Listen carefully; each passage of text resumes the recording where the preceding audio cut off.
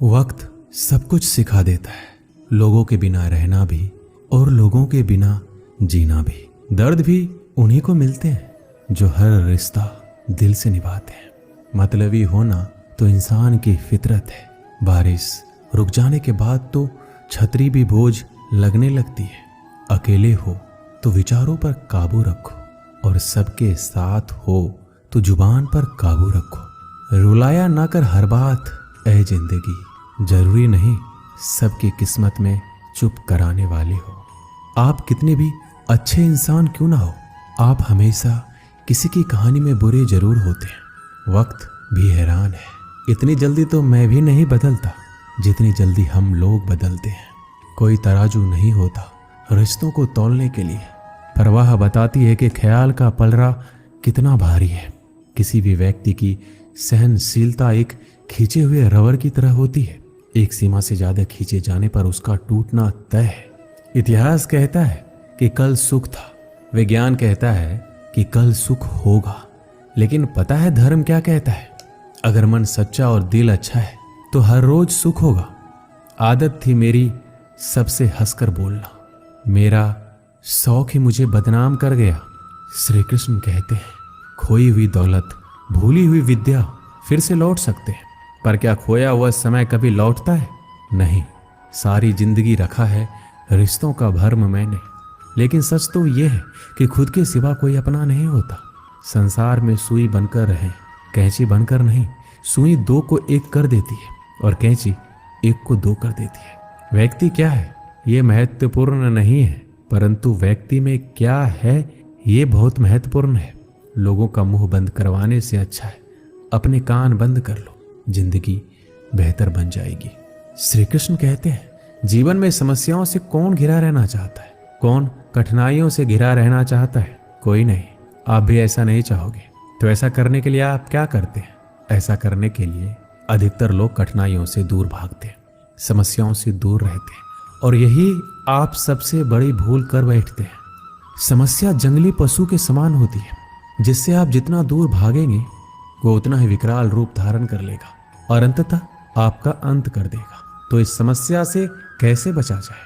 और इस समस्या का हल है कि आप अपने परिश्रम से, अपनी लगन से, अपनी दृढ़ता से समस्या का हल ढूंढना होगा। यदि नाविक को कुशल खेवैया बनना है तो वो शांत समुद्र में नहीं बन सकता, उसे तो तूफान का सामना करना ही होगा। श्री कृष्ण कहते हैं कि इतिहास गवाह है कि जिसकी बराबरी नहीं की जा सकती उसकी बदनामी शुरू कर दी जाती है। समय एक नदी की तरह है, हम एक ही पानी को दोबारा नहीं छू सकते। जो धारा बह चुकी है वह फिर कभी नहीं आएगी। संभल के रहो ऐसे लोगों से जिनके दिल में भी दिमाग होता है। कोई भी इंसान ऐसे ही अपने आप नहीं बदलता।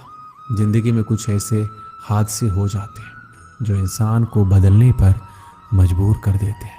किसी ने एक संत से पूछा गुस्सा क्या है? संत ने बहुत अच्छा जवाब दिया, किसी और की गलती की सजा खुद को देना। वक्त के साथ चलना कोई जरूरी नहीं है, सच के साथ चलिए, एक दिन वक्त आपके साथ चलेगा। साइकिल और जिंदगी तभी बेहतर चल सकती है जब उसमें चैन हो। कुछ सच तो हम पहले से जानते थे, बस देखना चाहते थे कि लोग झूठ कहाँ तक बोल सकते हैं।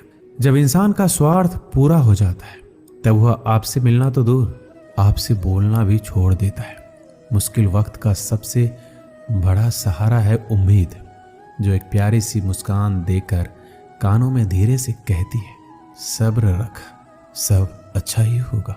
जरूरी नहीं हमेशा बुरे कर्मों की वजह से ही दर्द सहने को मिले। कई बार हद से ज्यादा अच्छे होने की कीमत चुकानी पड़ती है। किस्मत और हालात दोनों जब साथ ना दे तो उनकी भी सुननी पड़ती है जिनकी कोई औकात नहीं होती। कोशिश आखिरी सांस तक करनी चाहिए, या तो लक्ष्य हासिल होगा या अनुभव। कहते हैं कि प्यार की शुरुआत आंखों से होती है। यकीन मानो प्यार की कीमत भी आंखों से ही चुकानी पड़ती है। श्री कृष्ण कहते हैं आपने पौधों को सींचते हुए देखा होगा या आपने खुद भी पौधों को सींचा होगा, और आप भी ये कार्य प्रतिदिन करते होंगे। जब आप पौधे को जल देंगे तभी यह फलित होगा, इनमें से फूल निकलेंगे, इनकी सुंदरता बढ़ेगी। परंतु प्रतिदिन यह कार्य करने के पश्चात भी हम इससे एक महत्वपूर्ण सीख लेना भूल जाते हैं। हम कभी पौधों के पत्तों पर, उनकी डालियों पर, उनके फूलों और फलों पर जलधारा नहीं डालते, उन्हें धोते नहीं, परंतु फिर भी वह पनपते हैं, क्योंकि पौधों का जड़ ही सफलता का मूल है। यदि आप एक बार में अनेक कार्य करने जाएंगे तो आपको एक कार्य में भी सफलता नहीं मिलेगी, परंतु यदि आप बुद्धिमता से, दृढ़ मन से एक कार्य साधेंगे तो एकाएक स्वतः ही सारे कार्य सफल हो जाएंगे, जो आपका मूल है, जहां से आपको सिंचाई मिल रही है। यदि आपने उसी जड़ को छोड़ दिया तो एक सूखे पौधे की भांति आप भी सूख कर गिर जाएंगे और अपना अस्तित्व खो बैठेंगे। श्री कृष्ण कहते हैं, अच्छे लोग हमेशा साथ रहते हैं, दिल में भी, शब्दों में भी, दुआओं में भी। किसी के बारे में सब कुछ जान लेना उसे फिर से अजनबी बना देता है। पछतावा ना कीजिए, क्योंकि बीता हुआ समय अच्छा था तो वह यादगार है, और यदि बीता हुआ समय खराब था तो एक अनुभव है। परिस्थितियां हमारे लिए समस्या नहीं बनती, समस्या तो तब बनती है जब हमें परिस्थितियों से निपटना नहीं आता है। पता नहीं लोग दूसरों को उदास करके खुद कैसे खुश रह लेते हैं। रिश्ता चाहे कितना भी क्यों ना बिगड़ा हो, अगर सुधारना चाहो तो सब कुछ सही हो सकता है। रुलाते तो सभी हैं, लेकिन अगर कोई तुम्हारे लिए खुद रो पड़े तो उसे कभी खुद से दूर मत होने देना। इंसान कब बदल जाता है पता ही नहीं चलता, और हम ये सोचते रह जाते हैं कि आखिर हमने गलती कहाँ की है। जिंदगी में 3 लोगों को कभी मत भूलना। एक तो वो जो मुसीबत में साथ देते हैं, एक वो जो मुसीबत में साथ छोड़ देते हैं, और एक वो जो मुसीबत में आपको डालते हैं। जब लोग आपकी बुराई करें तो बिल्कुल परेशान ना हो, वास्तव में वह लोग आपको महत्व देने का कोई रास्ता जानते ही नहीं है। श्री कृष्ण कहते हैं, जीवन में सभी केवल सफल होना चाहते हैं, केवल विजय चाहते हैं। कोई भी पराजित नहीं होना चाहता, कोई भी असफल नहीं होना चाहता, कोई भी नहीं चाहता कि उसके प्रयास व्यर्थ जाए। यदि एक दृष्टिकोण से देखा जाए तो ये उचित भी है, परंतु असफलता में भी एक अच्छी बात छुपी होती है। मैं बताता हूँ, सफलता आपका परिचय संसार को देती है, विजय के पश्चात संसार आपको जानने लगता है, और असफलता आपका परिचय संसार से करवाती है। पराजय के पश्चात आप अपने जीवन को जानने लगते हैं। इसलिए सफलता और असफलता से घबराए नहीं। यदि आपकी सोच सकारात्मक रहेगी तो यही सफलता, यही पराजय आपको और अधिक शक्तिशाली बनाकर प्रस्तुत करेगी और जीवन में विजयी बनाएगी। श्री कृष्ण कहते हैं, तारीफ एक ऐसा चंदन है जिससे दूसरों को लगाए तो आपके हाथ अपने आप महकेंगे। समझने वाले तो खामोशी भी समझ लेते हैं, और ना समझने वाले तो जज्बातों का भी मजाक बना देते हैं। जो आपकी खुशी में अपना दर्द भूल जाए, उस इंसान से ज्यादा आपको कोई प्यार नहीं कर सकता। ये जिंदगी तमन्नाओं का गुलदस्ता ही तो है, कुछ महकती है, कुछ मुरझाती है, कुछ चुप जाती है। खुद को अच्छा बना लीजिए, दुनिया से एक बुरा इंसान कम हो जाएगा। भरोसा सब पे करो, लेकिन सावधानी के साथ, क्योंकि कभी कभी खुद के दांत ही जीव को काट लेते हैं। जिंदगी की रफ्तार बहुत तेज है। सुबह का दुख शाम को पुराना हो जाता है। कोई भी व्यक्ति इस संसार में हमारा दोस्त या दुश्मन बनकर नहीं आता है। हमारा व्यवहार ही लोगों को दोस्त और दुश्मन बनाता है। सबसे मुश्किल रास्ता वह है जिस पर आपको हमेशा अकेला चलना पड़ता है, और असल में वही रास्ता जिंदगी में आपको मजबूत बनाता है। बड़ों का दिया हुआ आशीर्वाद और अपनों की दी हुई शुभकामनाओं का कोई रंग नहीं होता, लेकिन जब ये रंग लाते हैं तो जीवन में रंग भर जाते हैं। श्री कृष्ण कहते हैं, कभी कभी हमें लगता है हमारे अपने, हमारे हितैषी, हमारे माता पिता को हमारे मन की बात ही नहीं समझ आ रही है, जैसे उन्हें हमारे हर कार्य, हर निर्णय में खोट दिखाई दे रहा है, और ऐसे में हम विद्रोह कर बैठते हैं। ऐसी अवस्था में हमें वही अच्छा लगने लगता है जो हमारे मन की बातों का समर्थन करे। हम उसे ही अपना हितैषी समझ लेते हैं, परंतु जो आपसे मीठी बातें कर रहा हो वो आपका हितैषी है, यह आवश्यक नहीं है। कुछ विषैले फूल बड़े सुंदर दिखते हैं, कुछ विषैले फल असाधारण रूप से बड़े स्वादिष्ट होते हैं, और ये भी आवश्यक नहीं कि हमारे रोगों का निदान करने वाली औषधि सदी मीठी हो। इसलिए विष और औषधि में अंतर को परखने का प्रयास करें। हो सकता है जो आपके हित की बात कर रहा हो वो आपको संकट के गर्त में ले जा रहा हो। श्री कृष्ण कहते हैं कि बात बात पर आवेश में ना आए।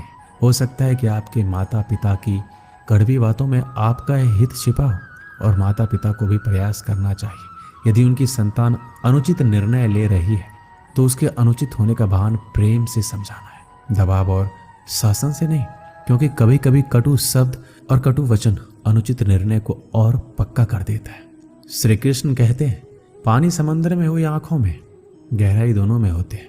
खुशी के लिए काम करोगे तो खुशी नहीं मिलेगी, मगर खुश होकर काम करोगे तो खुशी जरूर मिलेगी। कुछ रिश्ते बस निभाने के होते हैं और कुछ जताने के लिए। खुशियों का कोई रास्ता नहीं है, खुश रहना ही रास्ता है। अपना वजूद ऐसे बनाओ कि कोई आपको छोड़े तो आपको कभी भुला ना सके। हमारी समस्या का समाधान केवल हमारे पास है, दूसरों के पास क्या है? दूसरों के पास तो केवल सुझाव है। जीवन में प्रयास सदैव कीजिए। लक्ष्य या अनुभव दोनों ही अमूल्य है। अहंकार की बीमारी शराब जैसी होती है, खुद को छोड़कर सबको पता चलता है कि इसको चढ़ गई है। बस सिर्फ हंसते रहो, दुनिया वाले सोचते ही रहेंगे कि इसको कौन सा सुख मिल गया है। सफलता की पोशाक कभी तैयार नहीं मिलती है, इसे बनाने के लिए क्या जरूरी है? मेहनत का हुनर। खुश रहना चाहते हो तो 5 बातों पर ध्यान दो। पहला, बीते हुए वक्त को भूल जाओ। दूसरा, वर्तमान में जियो। तीसरा, भविष्य की चिंता ना करो। चौथा, खुद की तुलना दूसरों से करना बंद कर दो। और 5वां, अपने काम को टालना बंद करो। ये आवश्यक है। श्री कृष्ण कहते हैं, हम सभी बचपन से ये सुनते आए हैं कि अच्छे मित्र हमारे जीवन को पूर्णतः परिवर्तित कर सकते हैं। परंतु कौन? जिनसे आप प्रश्न पूछें और वो मित्र बिना किसी पक्षपात के, भय रहित होकर, बिना किसी लालच के आपको उचित उत्तर दे। परंतु सबके समक्ष ये समस्या आ जाती है कि आज के समय में ऐसे मित्र मिलना दुर्लभ है। वो तो होते ही नहीं।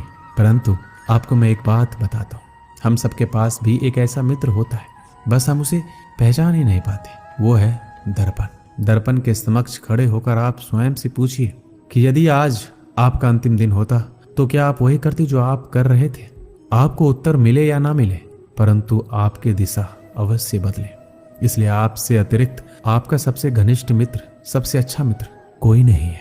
श्री कृष्ण कहते हैं, सब कुछ सहन करना भी चाहिए, क्योंकि हम में भी ऐसी बहुत सी कमियां हैं जिन्हें दूसरे सहन करते हैं। अज्ञानी व्यक्ति गलती छुपाकर बड़ा बनता है और ज्ञानी व्यक्ति गलती मिटाकर बड़ा बनता है। ये मौत भी बड़ी अजीब चीज है। एक दिन मरने के लिए पूरी जिंदगी जीना पड़ता है। किस्मत हमारे हाथ में नहीं, पर फैसले तो हमारे हाथ में है। किस्मत हमारे फैसलों को नहीं बदल सकती, पर फैसले हमारी किस्मत बदल सकती है। हर चीज अपने वक्त पर। बस एक प्यार है जो कभी बूढ़ा नहीं होता। जीवन में ज्यादा रिश्ते होना जरूरी नहीं है, जो रिश्ते हैं उनमें जीवन होना जरूरी है। सच के लिए लड़ने का हुनर सीख लो, क्योंकि कुछ सांपों के डर से शेर जंगल छोड़कर नहीं जाते। ये जिंदगी है, यहाँ पीठ पीछे छुरा मारने वालों को निर्दोष और भरोसा करने वालों को दोषी मानते हैं। श्री कृष्ण कहते हैं, हम सब शीघ्र ही सफलता चाहते हैं, ढेर सारी संपत्ति और सुख चाहते हैं। ऐसे में हम कई बार छोटे मार्गों को चयन कर लेते हैं, वो मार्ग जिनमें परिश्रम नहीं होता, जिनमें होता है तो केवल छल, कुटिलता और भाग्य का सहारा। जैसे कि जुआ। कोई जुए के खेल में धन लगाता है, कोई दांव लगाता है और ये भूल जाता है कि जुआ एक ऐसा दलदल है जिसमें एक बार गिरो तो सर्वनाश से पहले निकलना असंभव है। यदि आप जीतते हैं तो जीतने की भूख बढ़ जाएगी। यदि आप कुछ हार बैठे तो उसे पुनः पाने के लिए आप फिर से खेलेंगे। मनुष्य को यह आभास ही नहीं होता कि अपनी संपत्ति के साथ वो अपनी मानवता, अपने संस्कार, अपने धर्म और अपना उत्तरदायित्व सभी जुए की भेंट चढ़ा देता है। इसलिए कुछ पाना है तो परिश्रम से पाओ। अगर कुछ जुए में जीता भी तो वो उतना ही शीघ्र खो दोगे, क्योंकि उसे परिश्रम से नहीं पाया गया है और उसकी रक्षा करने के लिए आपके मन में स्वाभाविक प्रयास भी नहीं होंगे। एक गांव में एक आलसी आदमी रहता था। वह कुछ काम धाम नहीं करता था, बस दिन भर निठल्ला बैठकर सोचता रहता कि किस तरह कुछ खाने को मिल जाए। एक दिन वह यूं ही घूमते घूमते आम के एक बाग में पहुंच गया। वहां रसीले आमों से लदे कई पेड़ थे। रसीले आम देख उसके मुंह में पानी आ गया और आम तोड़ने वह एक पेड़ पर चढ़ गया। लेकिन जैसे ही वह पेड़ पर चढ़ा, बाग का मालिक वहां पहुंचा। बाग के मालिक को देख आलसी आदमी डर गया और जैसे तैसे पेड़ से उतरकर वहां से भाग खड़ा हुआ। भागते भागते वह गांव के बाहर स्थित जंगल में जा पहुंचा। वह बुरी तरह से थक गया था, इसलिए एक पेड़ के नीचे बैठकर सुस्ताने लगा। तभी उसकी नजर एक लोमड़ी पर पड़ी। उस लोमड़ी की एक टांग टूटी हुई थी और वह लंगड़ा कर चल रही थी। लोमड़ी को देख आलसी आदमी सोचने लगा कि ऐसी हालत में भी इस जंगली जानवरों से भरे जंगल में लोमड़ी कैसे बच गई? इसका अब तक शिकार कैसे नहीं हुआ? जिज्ञासा में वह एक पेड़ पर चढ़ गया और वहां बैठकर देखने लगा कि अब लोमड़ी के साथ क्या होगा। कुछ ही पल बीते थे कि पूरा जंगल शेर की दहाड़ से गूंज उठा, जिसे सुनकर सारे जानवर डरकर भागने लगे। लेकिन लोमड़ी अपनी टूटी टांग के साथ भाग नहीं सकती थी, वह वहीं खड़ी रही। शेर लोमड़ी के पास आने लगा। आलसी आदमी ने सोचा कि अब शेर लोमड़ी को मारकर खा जाएगा, लेकिन आगे जो हुआ वह कुछ अजीब था। शेर लोमड़ी के पास पहुंचकर खड़ा हो गया। उसके मुंह में एक मांस का टुकड़ा था, जिसे उसने लोमड़ी के सामने गिरा दिया। लोमड़ी उस मांस के टुकड़े को खाने लगी। थोड़ी देर बाद शेर वहां से चला गया। यह घटना देखकर आलसी आदमी सोचने लगा कि भगवान सच में सर्वसर्वा है। उसने धरती के समस्त प्राणियों के लिए, चाहे वह जानवर हो या इंसान, खाने पीने का प्रबंध करके रखा है। वह अपने घर लौट आया। घर आकर वह 3 से 4 दिन तक बिस्तर पर लेटकर प्रतीक्षा करने लगा कि जैसे भगवान ने शेर के द्वारा लोमड़ी के लिए भोजन भिजवाया था, वैसे ही उसके लिए कोई ना कोई खाने पीने का सामान ले आएगा। लेकिन ऐसा कुछ नहीं हुआ। भूख से उसके हालात खराब होने लगे। आखिरकार उसे घर से बाहर निकलना ही पड़ा। घर के बाहर उसे एक पेड़ के नीचे बैठे हुए बाबा दिखाई पड़े। वह उनके पास गया और जंगल का सारा वृत्तांत सुनाते हुए बोला, बाबा जी, भगवान मेरे साथ ऐसा क्यों कर रहे हैं? उनके पास जानवरों के लिए भोजन का प्रबंध है, लेकिन इंसानों के लिए क्यों नहीं? बाबा जी ने उत्तर दिया, बेटा ऐसी बात नहीं है। भगवान के पास सारे प्रबंध है, दूसरों की तरह तुम्हारे लिए भी। लेकिन बात यह है, वो तुम्हें लोमड़ी नहीं शेर बनाना चाहते।